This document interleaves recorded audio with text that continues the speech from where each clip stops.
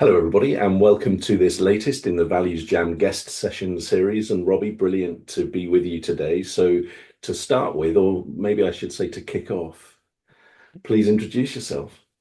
Yeah. Hey, Anne. Good to be here. Yeah. So, for those who don't know me, I'm Robbie Swale. I work as an executive coach. And as part of that work, that's a lot about working with leaders in complex roles and helping them kind of navigate through the complexities of the modern workplace. I also host one of the UK's leading podcasts for coaches, and I have a body of work around that. And I have a series of books called the 12-Minute Method, which is about creativity and procrastination and productivity and that kind of thing too. So, the 12-minute method, Robbie, I'm curious about that. If people are listening thinking, "Ooh, what's one top tip you would offer?" Yeah, well, look, at the core of it is I accidentally discovered I used to write a blog on the train, and then I stopped getting the train, and I realized the train was about 12 minutes, and that's where the 12-minute method title came from. So I have a blog that I've been writing every week. I wrote a post in 12 minutes, proofread it once, and post it. And I've been doing that for what are we now, like 8.5 years, something like that. So there's hundreds of these now. But after 3 years, I realized that I'd written 80,000 words, 12 minutes a week. So the kind of core lesson in it is this completely obvious thing that I knew but didn't know until I saw that, which is if you do like the tiny consistent effort over a long time can create something really magical. And the really magical bit of it, so the kind of quantifiable bit is the 80,000 words written 12 minutes a week for 3 years. But the magical thing is when I sat down with those 80,000 words, as long as if I sifted out kind of about 1,000 words of those, um, actually I'd been writing about something for Yeah. those 3 years because I'd been writing about what I was interested in, and what I was interested in was the struggles that I was having and clients were having with actually doing the things they'd wanted to do for a long time, me actually doing the things I'd wanted to do for a long time. Turns out, if I shuffled it right, I had actually the series of books, which is where the 4 books in the 12-Minute Method series came from, were those Okay. 80,000 words held together and massaged a little bit. But so it's yeah, the core lesson is um, small, consistent action gets you further than you think. It's the tortoise, not the hare, right? Like, Yeah, but yeah, we never talk about the tortoise. Like, we love lionizing in the modern day the hare, the hustle, the sprints, yeah. the kind of fast results. We love that, but everyone's forgotten the tortoise one. Um, Does the name Lemsise mean anything to you? yeah, but I don't know the work really, so I know the name but not the work. Okay, so he's the reason I mention it is because I listened to an interview with him recently, and he explained he's got a poetry book out, and he used to write a poem every day of a specific structure, and it's the same message as you that this conscious repeated practice and the positive outcome that that can take you to. The other thing that it reminds me of is that I'm increasingly realizing that everything is part of everything else. And we have this tendency to look at things in isolation rather as part of what they are. So, your one 12-minute thing on its own was probably not half as strong as it being part of the rest.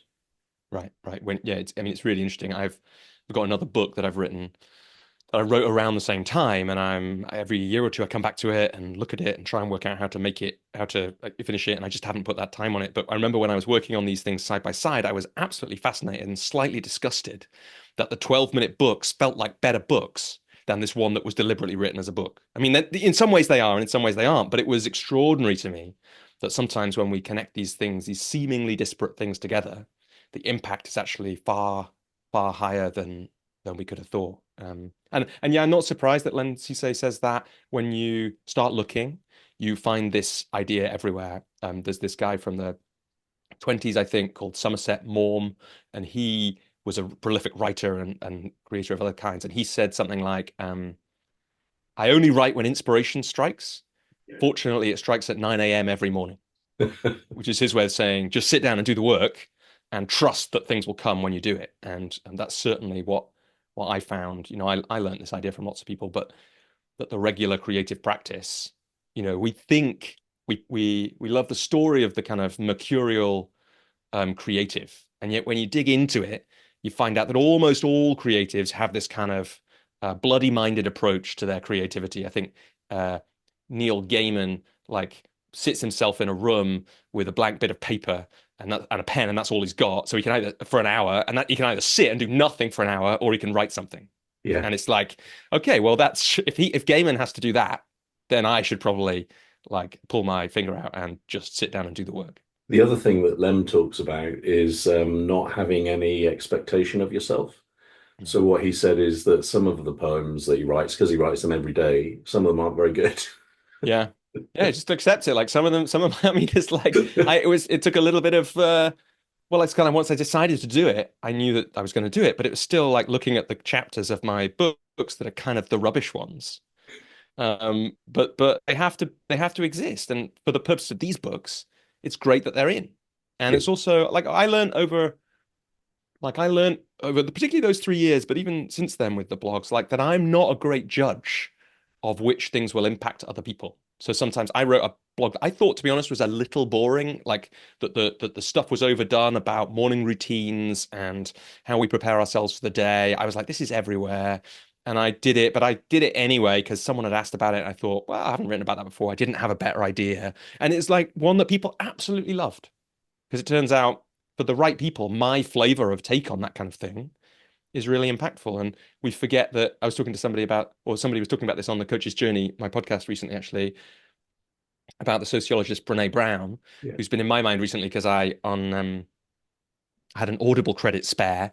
And I, for some reason, found myself looking at one of her things, which was only 3 hours long about uh, imperfect approach to parenting, which is kind of her take, but applied to parenting. I've got two little girls. And so I liked it because it was only 3 hours. Because on Audible, a lot of them are like 12 hours, 22 hours, and I feel like I'm Wow. never gonna finish those. So I like this. But on the podcast, this woman Jackie Holder, who I think you've had on ValuesJam, actually, I think I Yes. saw on her website. So Yeah. Jackie was saying, I think it was her saying that Brene Brown being a great example, we think that everyone has already been exposed to Brene Brown because she's got one of the most watched TED Talks. She's got some best-selling books. Like lots of people do know her, but also lots of people don't. And so it's easy to forget that sometimes, right, something that I think is a little bit boring or happened a long time ago for me will change someone else's life, like Brene Brown's work, because people who are struggling with perfectionism or to find courage in the face of kind of fear of judgment, her work is just really amazing. Mm. So let's choose a card. Let's do it. It'd be interesting to see which one comes up for us today. So how many piles of cards shall I make in front of me? Let's do three. Okay, they're different sizes. And so I've got number one on my left and number three on my right. So which would you like? Number three. Okay, I've got loads of cards here. 6, 9, 12, 15, 18, 21, 24. So a number between that. 21. Okay, so 24 is the back, 23, 22. Well, Robbie, you've given yourself another choice to make now because you have drawn the Joker card, Uh-huh. which means that you can choose any values word that you like. Okay. Oh, I'm not sure I like this choice. Would you like, Feels or you can feels you like can dig into the responsibility. pack again. I think I'd like to trust chance.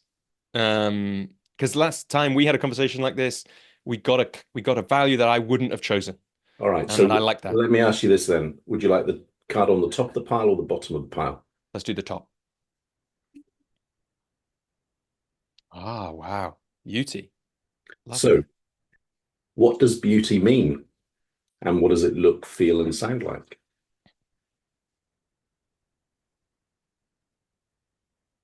It's a great question, isn't it?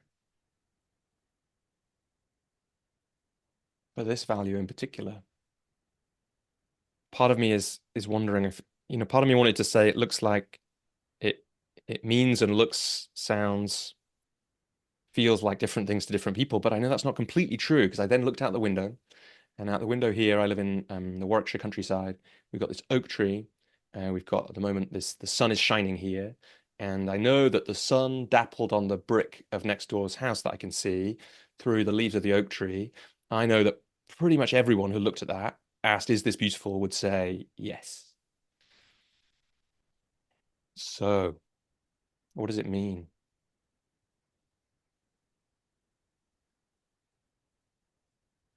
I mean, it's a pretty I'm going to digress more because to try and see if we find an answer to it that feels good. I remember when I first started my coaching and I first started doing values work with people, like this word or a proxy for it came up like a few times. And honestly, to me, that was a real surprise. I was like, well, how can beauty or aesthetics or some other word that people use to mean beauty? I'd never even thought of it as a value.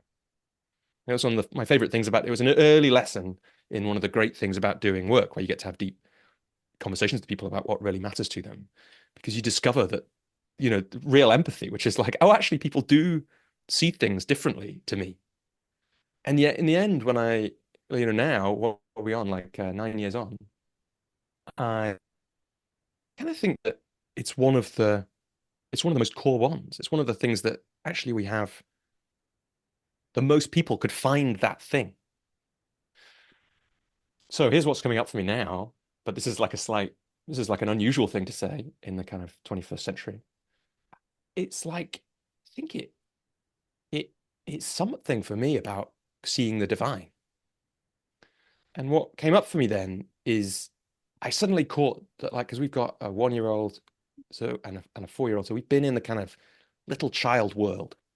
And so we saw, like, we went to a wedding at the weekend and saw a newer baby. So we're still like really caught by. I mean, maybe you stay like that forever, but because it's only 7 months since Gabriella, our little one, was as little as this one, we were really like, we particularly, I mean, everyone, but we particularly were magnetized to this little girl, Hazel. And I think there's just something about, little babies that would have that, even though they look weird, when you catch them in the right moment, that's like real beauty. And most people would agree with that. Certainly when you're in that, when people are in this phase of life that we're in. And the same with the dappling of the sunlight on the bricks through the oak tree. And the same when you're listening to the right song in the right moment. It is some, for me, it is some kind of connection to things that are greater than us. Um, and we mostly don't, walk into a cathedral with the light coming through the windows, right? That literally built, if you're in York Minster, literally built, like, I don't know how long it was, like almost 1,000 years ago now, no, a bit less, 500, 600 years ago, took 250 years, built literally to represent God. Like that's why they, as I understand it, they used to build these crazy buildings, so that people couldn't read, but they could see and feel what God was like. And that's like, again, if you can separate, obviously, if we have these kind of religious scarrings, then you walk into a cathedral, you may get different feeling, right? But if you can separate yourself from that, then and just connect to the architecture, then again, we're in that place where, for me, that's what it's like. And so it gives a connection. What it looks, feels, sounds like, in some ways, is it gives a connection to what the psychologist Jonathan Haidt, he wrote a book called The Happiness Hypothesis. He's been more public because he's recently written books about how political polarization works, why we fall out over politics and religion, and then more recently, he's done this amazing quest about smartphones in schools, and he's actually changing the way that works across the United States. Amazing work. But his first book was about happiness, and he identifies the different types of happiness that humans have, and one of them is called in the research elevation. And I think that's the thing that beauty looks, feels, and sounds like.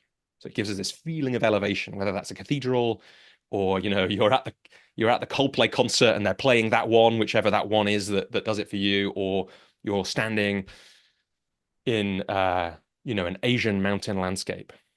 All of those things, I think we get the same thing. Great start, Robbie.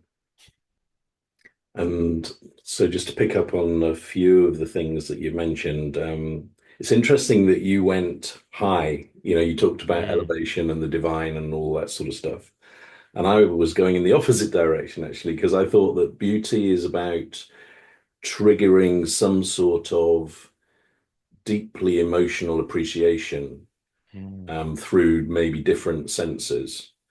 Um, so interesting contrast there between you going up and me going down. Yeah. Uh, Can you give us an example of like a beautiful thing that triggers the deeply emotional well, appreciation? whether you look at a painting and even you looking at that dappled sunlight through the oak leaf, you appreciate it not kind of at a surface level passing kind of way. It's like Mm, all in kind of thing. It's like, wow, that's amazing.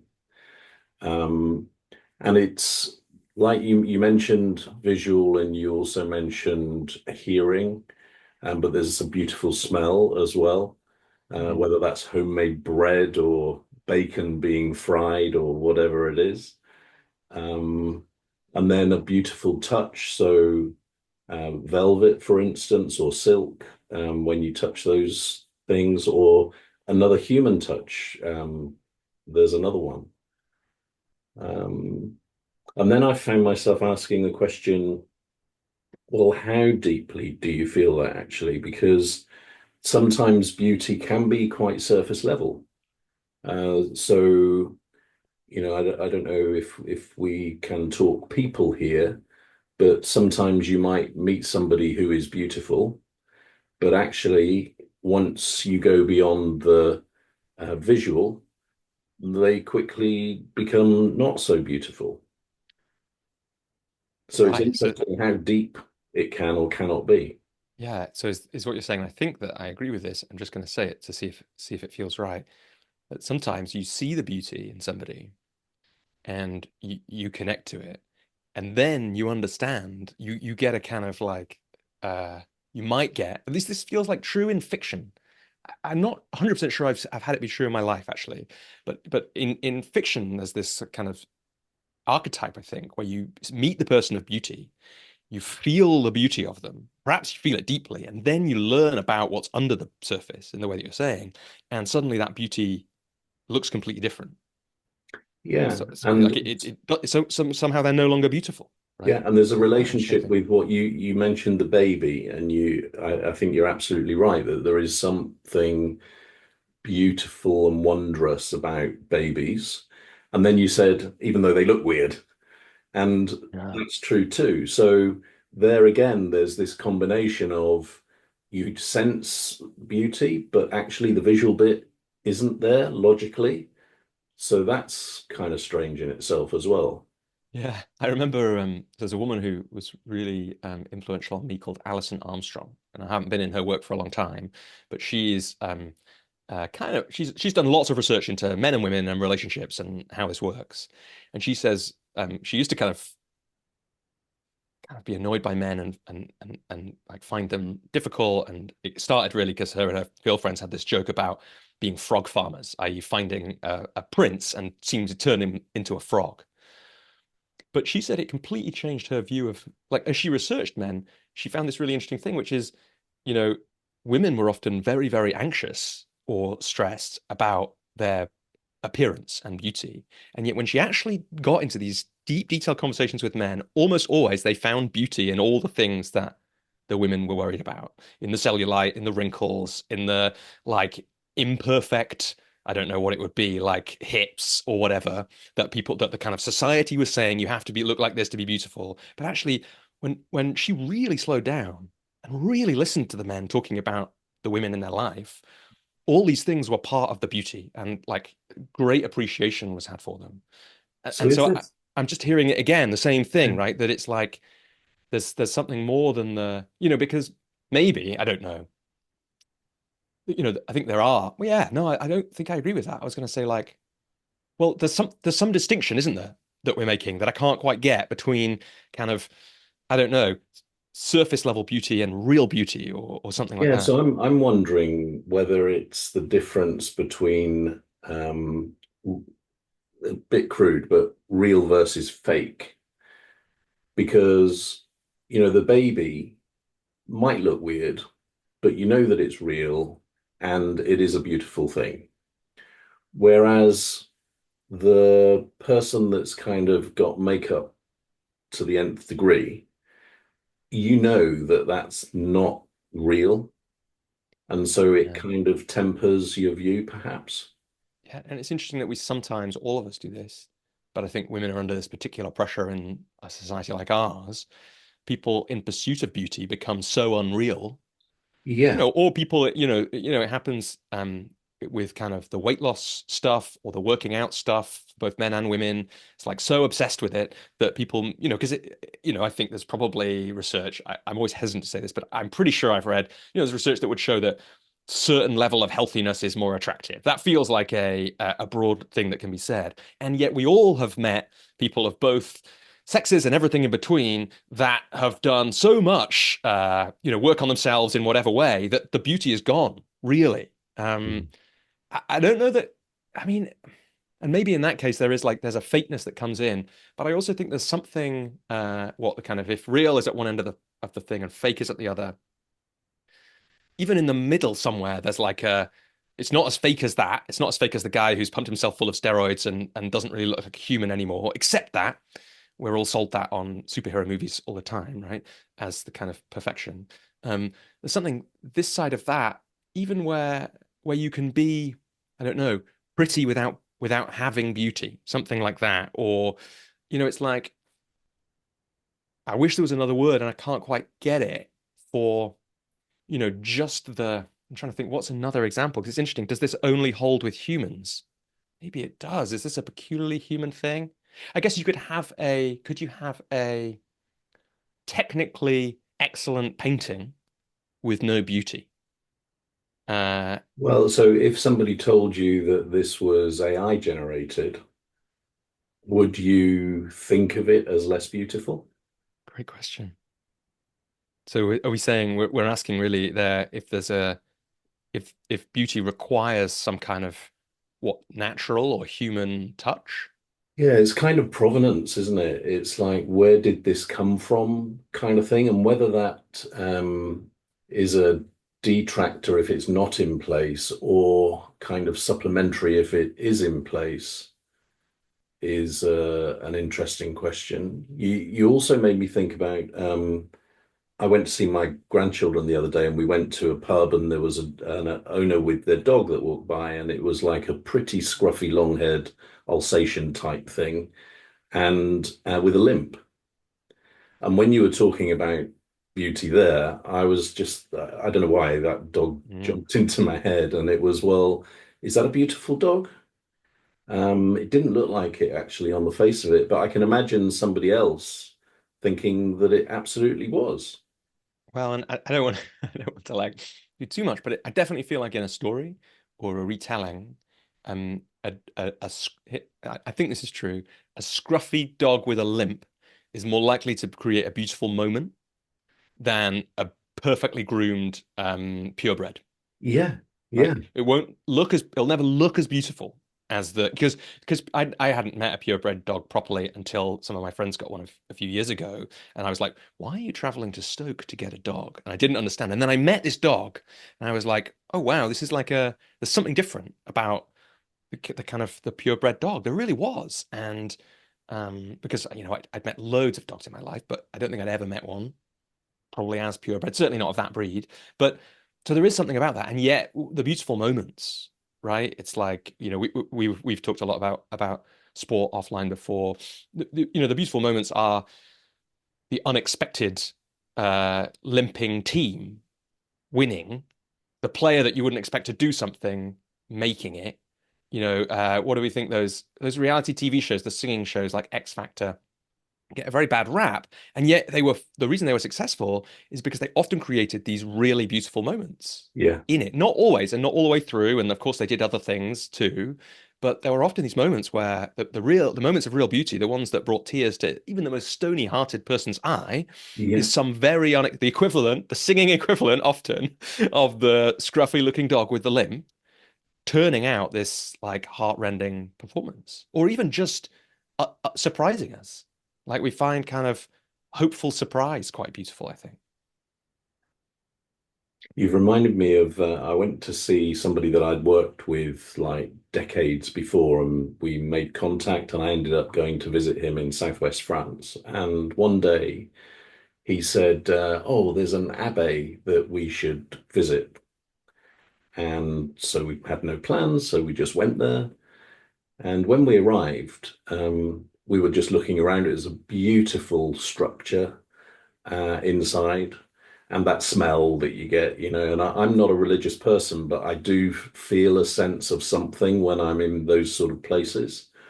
Anyway, this two other people came in. One of them was a quite elderly man, and he started singing Gregorian chant music, and it sounded just amazing in this space. And I said to Didier, you have to go and find out what's going on here. My French isn't good enough. And so he came back and he said, well, this guy is a professional Gregorian chant singer, and he actually sings with his son. And he told Didier that the structure of this abbey was designed to amplify and, I suppose, make singing as brilliant an experience as it could be. And he demonstrated this by standing in the middle of this empty space and singing a note. And then he went and put his back against a wall, and the wall went up and then in and met at the top. And he sang a note and then walked away, and you could just hear the note continue. It was just incredible. And then on the way out, we noticed that there was a CD for sale, and it was this guy and his son. So Didier bought one, went back, got it signed. And then in the car on the way back, we were saying, that was a truly beautiful moment. And yet there was no planning about it. And so I'm just backing up your point about the value of surprise, unexpectedness, and how much it enhances beauty or can do. Yeah. And what was it like to listen to the CD after I that? didn't. I didn't. Interesting. Because that made me think a little of like, it's not quite beauty, I don't think, but there's the thing that I've noticed with music. Sometimes I'll go and see a band or a singer perform live, and they'll sing a song that I've previously kind of shrugged about when listening to or skipped over on an album. And then after that, I won't skip over that song anymore. And it'll touch me more somehow. And so I was asking about the CD partly because I wasn't sure if listening to it afterwards would be a slightly empty experience after having been in that amazing place with the actual guy and seen the thing about the resonance and all that kind of thing. But or if it might echo that other experience where, you can have like in a way, resonance is a nice word for it.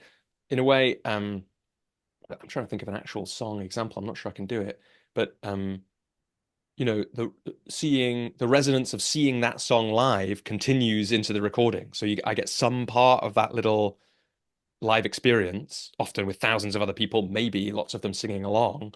That is quite a That's the kind of experience, as is the one you had that Jonathan Haidt would describe as the kind of experience that creates elevation, right? Lots of people singing together, for example, music is that same kind of thing. But it's interesting, like echoes of that can stay with us in different ways. Yeah. Um, And just I want to respond to your question around listening to the CD and what effect that would have. And probably this is different for different people. But for me, it wouldn't have, for me, the experience on its own, in its space, in a box, was the wonderful thing. And to have listened to the CD afterwards would have been like kind of a pale imitation type thing. And I hadn't made that conscious choice, but just thinking back now, why was I not motivated to say, hey, I've got this, I want to listen to it. Well, that's why, because it was enough. yeah. Well, and I kind of, music often gives me that kind of this kind of I think this feeling that beauty often gives to me. And what I notice is if I'm going to go and see a band or something, I often listen to that band quite a bit in advance. Yeah. And then afterwards, I sometimes try, but I have basically no interest. If it's been an amazing experience, often, not always, I just like my interest in listening is gone because for that same reason you're talking about, because um, it's a pale imitation. Not always though, Yeah. but often. And then so continuing this, and by the way, I love music, and I think it's absolutely on topic as far as beauty is concerned, because music probably affects me physically more than any other type of beauty. I don't get the same sense when I look at a beautiful picture, painting, photograph, whatever it is, as I do when I hear a beautiful piece of music. And just to continue this surprise thing, there's a guy that I know who writes poetry, posts it on LinkedIn, and he also posts an accompanying song track.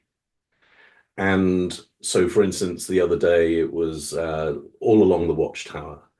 And I was like, oh, I haven't listened to that for so long. And I played it in the morning. and I really enjoyed it, but I would not have listened to it if it hadn't been for the prompt on that post. And so is that about, so was it a surprise? Not really. It was the unexpected. And I certainly enjoy things more when that happens, that it just drops into your life out of the blue rather than, oh, I'm going to go and listen to that now. Yeah. And which was it, Hendrix or Dylan or Yeah, who? Hendrix. Hendrix. Okay. And so if you think about, because I think Dylan's an interesting point, question you would ask, is his music beautiful? Would be a great question. But I think you can still ask it about Hendrix singing All Along the Watchtower. Does that, if you think about that song, is there beauty in it Absolutely. for you? Yeah. But hmm, Because some people would definitely say no. I think even of the Hendrix version, certainly if the certainly All Along the Watchtower is a bit different, but certainly if you picked, so if you were to go back to right at the start of Dylan, and you were to pick "Blowing in the Wind," yeah, and you were to play somebody Dylan singing that, or I think Joan Baez had a yeah, hit with "Blowing in the Wind." she did. If you played the Joan Baez version, people would often choose that. Now I'm not saying they're wrong about that, but I just think it's very interesting. In fact, I think one Yeah, of the reasons that Dylan is so good for covering is that like people can arguably bring more beauty. And yeah, actually, let me just finish this little Dylan sidetrack. I remember I went to watch live in an art center I used to manage. So previous career was in the arts, managed some venues. And this jazz singer, a local jazz singer in Yorkshire, came to sing at the art center. And she introduced this song as being a Bob Dylan song. And then she sang this song. And I was like, what? How have I never come across this Bob Dylan song? I've been a Dylan fan for years. How can I have not found it? It was absolutely beautiful. The song was Make You Feel My Love, which many people will know as an Adele song. yeah, And in fact, this jazz singer hadn't done the cool cover, right? She'd heard the cool Adele cover and then done it. She was a bit sheepish about that, but it didn't really matter, right? Because I'd had this amazing experience. And then I listened to the Dylan version. And I would argue that that one is a great example where even the speech marks more beautiful voice is actually less beautiful than the croaky late stage Dylan version. yeah. So there's two things I think we're touching on here. One is that beauty is in the eye of the beholder. Yeah. And actually, in some cultures, I was talking to somebody from Afghanistan, and I can't remember really how this came into the conversation, but what she was saying is that um, the way they view beauty is from the perspective of the viewer. So if the viewer thinks it's beautiful, it is, and that's it, Mm, which is quite interesting. And then right. what's the other thing is the second point is this thing about um, mainstream version of beauty versus other versions of beauty. So to your point, the really great female vocalist, beautiful voice versus the more growly Dylan. Does it make it more beautiful? Maybe mainstream, yes, but for some people, no. Yeah. And I think that often, uh, um, the times when that is not true is when the song is, usually written, but even not written, just the song is somehow more true for the person singing it. This is what I would say is the distinction. So if the Yes. beautiful, classically beautiful voice is making the song true, then it can be as beautiful or more beautiful. But actually, in the case of Dylan, right, and Adele or Jackie Wicks in Yorkshire, the truth is that though Jackie and Adele both did amazing versions of that song, when you listen to Dylan doing it, they captured it in that recording. It was true for him, and that for me made it more beautiful. Well, that's coming back to that real provenance kind of Yeah. element that we were talking about earlier. But so the other kind of question that was came up in as your reflection there though is like we called it fake in one case, but I think in the first way you talked about it like mainstream, like the question is and the Afghanistan example, right? Is beauty, the question there would be, is beauty always in the eye of the beholder, or can we say that there is some kind of objective beauty, like true objective beauty, not kind of not just a society's expectations, because we definitely know that that exists, right? Being thinner, having huge, uh, muscles, trapezoids or whatever they're called, like for a man now. Like, oh yeah, we can definitely see no one's allowed to take their shirt off on a Netflix show unless they've got a six pack, right? And we can see that for men now much more than we used to be able to, as well as for women. There's definitely that story. But what about on a kind of truer scale? Is there any objective beauty? Well, so it's interesting that you use that truer. So what is truth, right? So Mm. it could be popular opinion that it's good to have a six pack, but does that make it true? Um, yeah, so it's making me wonder actually whether beauty even exists in the way that we're talking about it. And can I just tell you about my mum? So my mum had a mole here, quite not large, but quite noticeable. And yet, when I see photographs of her when she was young, she is really beautiful. And yet she's got this mark on her face, kind of, from the other angle. Mm. So that doesn't fit. Yeah, Maybe yeah. it's that imperfections piece that you were talking about that actually makes us feel that something is more real and therefore potentially more beautiful. Yeah, but I also think when you were just talking about true and beauty there, it reminded me, I don't know where's this originally from, but people often talk about the good, the true, and the beautiful. I Hmm. don't know where that's from. From all I know, it's the Bible, or it could be, like the Talmud or some other ancient text, or it could be just something that Dylan said, for all I know. But but when people say that, often I've heard people use it, and I think really successfully, as just a really centering thing. It's like, what can we agree on, right? We can't agree on much, but mostly, if we're striving towards the good, the true, and the beautiful, we can all agree that that's a good thing. Like I think that broadly, when people are touched in, I think that if they're really touched in, no one thinks that bad, false, unbeautiful is good. Now we could disagree about what that is, but actually, I suspect that when people are really tuned in, there isn't that much disagreement. I don't think there'd be that much disagreement when people are really tuned in. Of course, we can all get really clouded about what is good or true or beautiful. But I could see skeptical looks on your face there, Alan. Yeah, So you yeah, can, what's because coming I'm up? thinking, what about Slipknot versus Joni Mitchell? Say some more. Well, I think many people would agree that Joni Mitchell has a truly beautiful voice. I'm not too sure that many people would describe Slipknot music as beautiful at all, No. but some might. Do you think? Um, I think people would say a lot of things about Slipknot, big fans, but I'm not particularly. I don't think people would say it's beautiful. I think it'd be more likely people would go to a gig and be like, even this, I think would be a stretch. This could be that it's just me. You know, they would say it's good, and they might say it's true. I don't think that many people would say it's beautiful. They might say that it was a really beautiful experience to be in that room with all these people because there's something about Slipknot fans, that scene that is like people can feel a feeling of belonging at a yeah, gig like that. yeah. And I could imagine people would describe that as beautiful. I don't think even the Slipknot would describe their music as beautiful, surely. So, I don't know if Dylan would, to be honest. So maybe people wouldn't, maybe he would probably say, I was never really trying to make beautiful music.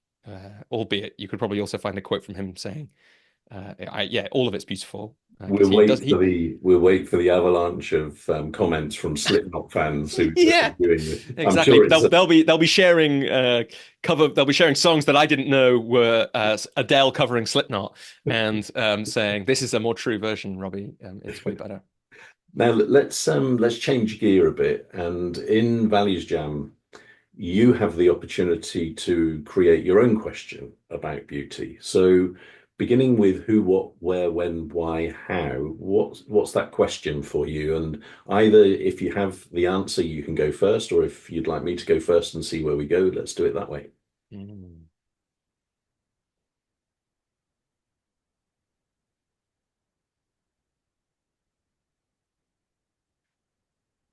Yeah, I always get interested in like at the moment I get interested in kind of questions you can live into, so you can potentially ask every day. So that's what I was trying to kind of listening for there. Is there a kind of beauty inquiry, or ideally one that kind of takes towards action every day? And what came up was, um,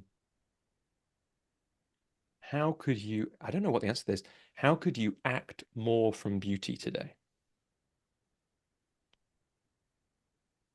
I think the short, simple answer is nature. And Yeah. you kind of touched on it already. So just by looking out of your window, you've experienced beauty and been able to enjoy it. I'm looking at the sun on the fence over there and the different greens out of my window. I'm thinking, listening to the bird singing. Um, Even on when you log on to your PC, the beautiful picture that comes up on Google and where is that kind of thing.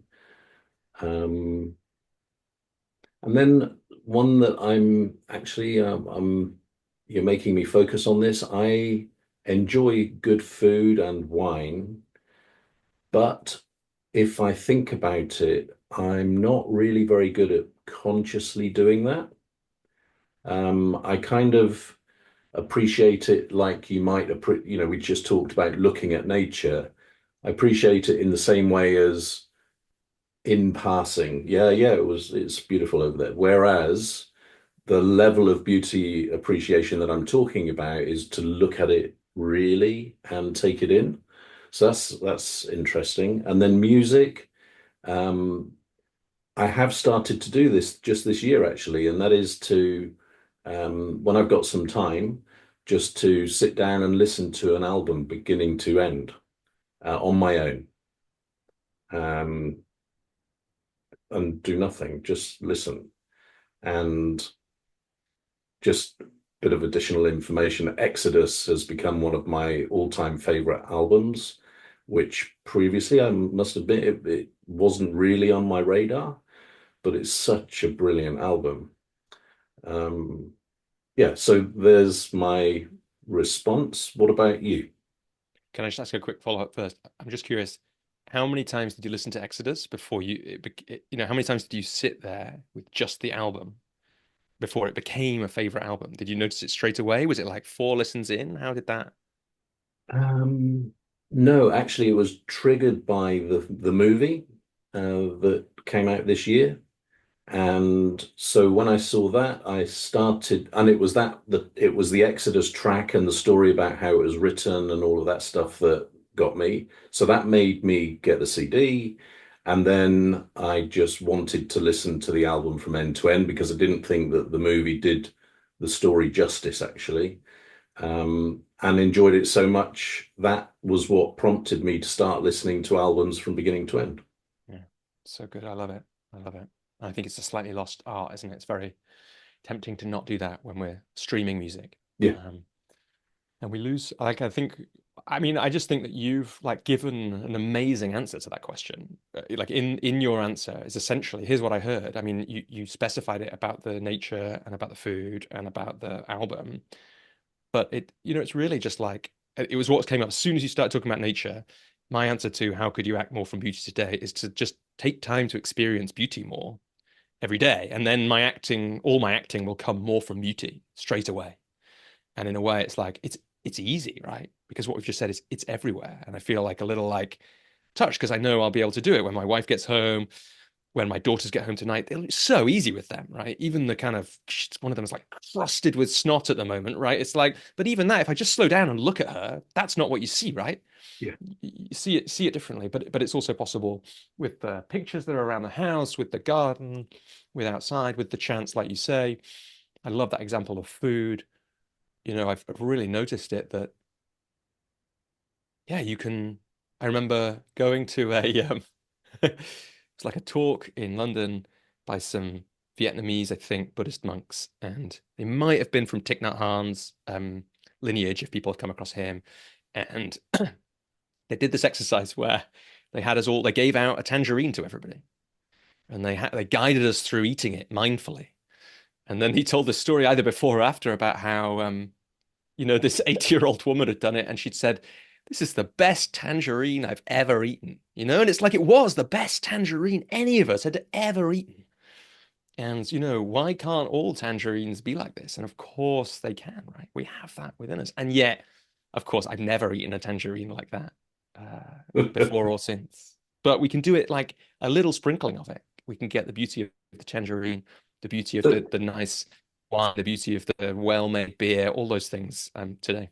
so Robbie, are you reinforcing something that we were touching on just now, where we were playing with how beauty isn't? It's what we make it. So you've got two tangerines. One is okay, the other is beautiful, and yet they're the same, kind of. Yeah, as you were asking that question, if you don't mind me saying, I saw some of the lines around your eye. And I thought, this is interesting, isn't it? You were looking off to the side. And then I thought, I just suddenly saw that that was a photograph in an exhibition, you looking off to the side, zoomed in, especially if someone turned it black and white, but even if they didn't, if they just captured the light right, that we would both pause at and look at and see beauty in it straight away. And so I think, I mean, this is, this is the kind of thing that it's not cool to say either. I just kind of started with that and ending with that. But, I'm not religious either. And I think that most of our world, we've thrown out some of the baby with the bathwater when it comes to religion and faith and the idea of God. But, somebody who had faith would probably say at this point, well, beauty is everywhere because God is everywhere, right? Mhm. And beauty is everything because God is everything. And straight after I had that imagination of the picture of you and but in the exhibition, I had the imagination of I had a flash of a woman who I saw the other day who came to my mind when we were talking about people who were seeking beauty and had kind of, in my view, destroyed their beauty to do that. It was, and we've all met people like that with a just face that looked fake. But I just caught that's a very shallow view on her, right? And the right picture of her, even just me slowing down and breathing in beauty from her, like I would see it. I'm pretty sure I would. And so I think that, you know, beauty as a value is really interesting. Like I said, I'd never really seen it until or thought about it, that it could be a value until I started coaching. But it's like an amazing thing to live through because you can probably find it literally anywhere. Yeah. And if you were to really live the value beauty, if it was one of your core values or you chose it to be one of your core values, that would be an amazing practice to do, right? To be every day, every time you're really annoyed or frustrated or angry, or you find yourself losing it, or you're taking life too seriously, a great centering thing would be to find some beauty Yeah. wherever you are. And Robbie, I think that that's a brilliant way for us to kind of move towards a wrap up of this values jam, actually. Um, so thank you for bringing us to that kind of what feels like a very beautiful closure, actually.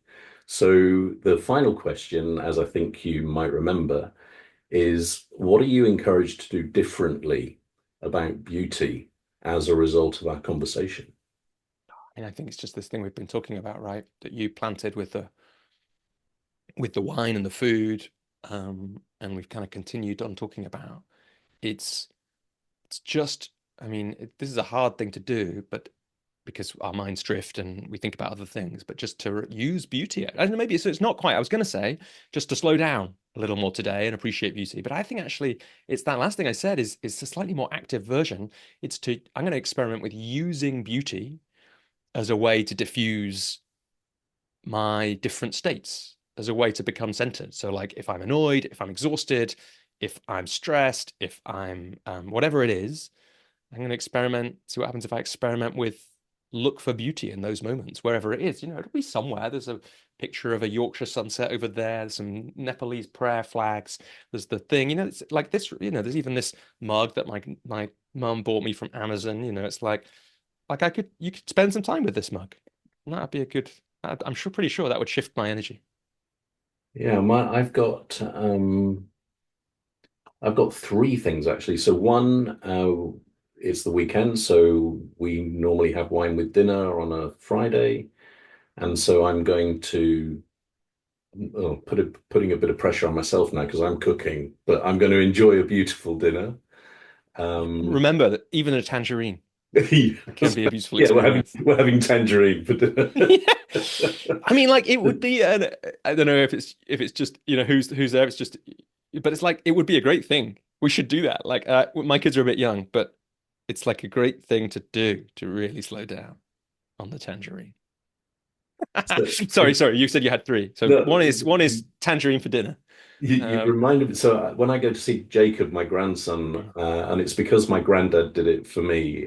Whenever I used to see him, or often when I saw him, he would give me a pomegranate. And the rub, which I've realized might have been a joke actually, was that he used to make me eat it with a pin. So, each seed. Whereas now Jacob scrapes everything out and shovels it in. But I was just thinking about you offering your child, this is a beautiful tangerine, mm, and I'd like you to enjoy it. Something like that. that's lovely. So my second one is that when I'm, and it's a bit like your centering piece, but slightly different. I'm going to ask myself the question, where's the beauty in this when your perspective might not be from that place? It might be that you're upset, angry, not feeling great, and not appreciating something, being quite critical. Yeah, and it was prompted by the fake that you were talking about. So when I see the equivalent of that, I'm going to ask myself, to see through it and ask, where is the beauty? Um, so thank you for those. Very cool. Yeah. Yeah. Thank you, Alan. All right, so that's it. Values Jam done, as always. Brilliant, and I love how deeply you think. And some people are kind of they think they have to respond really quickly, and you're quite unusual in that you choose not to do that, and it feels really good. Yeah. It's like every time we speak is a real pleasure. But these conversations, I was just thinking, what a like well done on creating something for yourself, because this must be like now there's a lot of episodes of Values Jam now, right? So you've probably dived into have you dived into all the values? How many times now do you think you've done them all? Like, Well, I and think it that must just be on what a the powerful thing to be connecting yeah, to and each of these I things several times, diving in, getting different perspectives. yeah, well, Lucky you. this month I'm doing 31. Ah, yeah. Because it's the Values Jam Challenge. But there are now nearly, I think there's about 150 or so on the YouTube channel, and then there are others as well. And it's difficult to justify the time sometimes. But like when we say goodbye and I stop recording, I just feel so good after these sessions. It's just brilliant. Yeah. I'm not surprised. And same, right? So it's like one of those things, difficult to justify the time, and yet not difficult to Yeah. justify the time, right? Yeah, if you trust in your judgment, it's not difficult to justify the time. If you kind of feel that you're beholden to traditional justification, then I struggle, but I'm too old to care. All right, cheers, Robbie. Take care. Have a great weekend. Thanks, you too.